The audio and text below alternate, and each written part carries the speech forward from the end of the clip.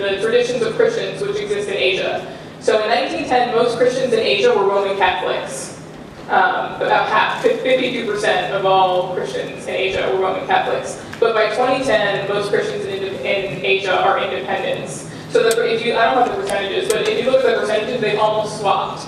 So Catholics were 52% of the population in 1910, and they're only 3.9% of the population now. And independents were only 9% of the population in 1910, but are 40% now. So there's been a total swap between Roman Catholics and independents. And that shows you the nature of Asian Christianity right now. If you look at the countries with the most independence in the world, they're all in Asia. It's China, it's the Philippines, it's India. But the story of Asian Christianity is not just one of growth, it's also one of decline. And we heard that actually just in the plenary earlier from our Korean Orthodox brother, that there's been severe persecution of Orthodox Christians around the world. And so looking at these bars here, the purple is a percentage in 2010 and the brown is a percentage in 1910. And you see in all the regions of Asia, there are more Christians, higher percentage of Christians in 2010 than in 1910, except for Western Asia by a lot, by a huge margin. So that means there was a way higher percentage of Christians in Western Asia in 1910 than in 2010. And so almost every country in Western Asia had a higher percentage of Christians in 1910 than they do now. And so in 1910, Western Asia was 22% Christian, but now it's only 5%.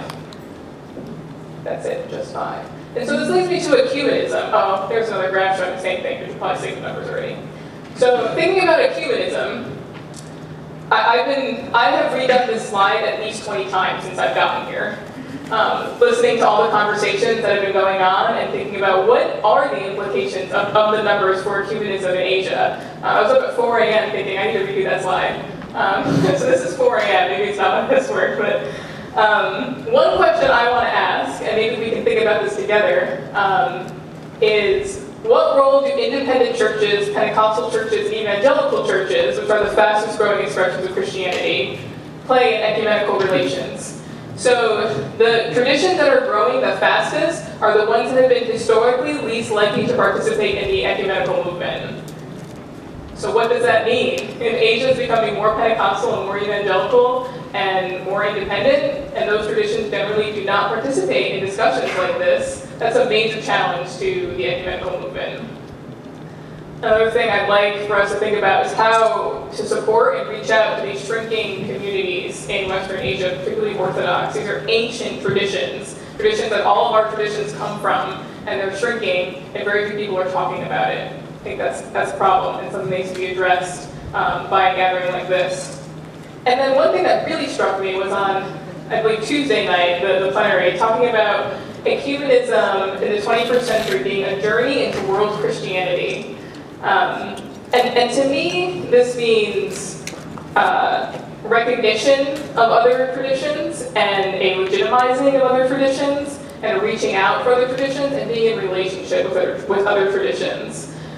So thinking about ecumenism as being a journey into world Christianity and embracing the world church in maybe a way in the 20th century that wasn't done in the, maybe a way in the 21st century that wasn't done in the 20th century. So there's a new kind of ecumenism that needs to happen in light of these figures.